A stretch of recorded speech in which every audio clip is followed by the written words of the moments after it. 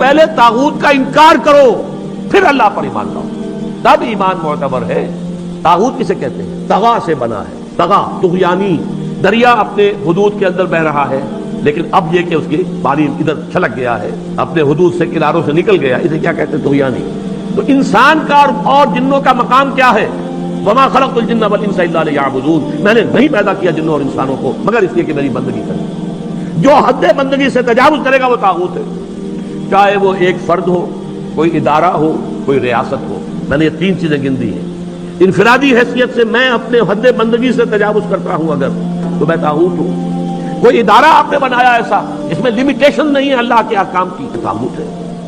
ریاست آپ نے قائم کی، حاکمیت عوام کے لیے یا حاکمیت کسی ایک خاندان کے لیے، وہی طاغوت ہے۔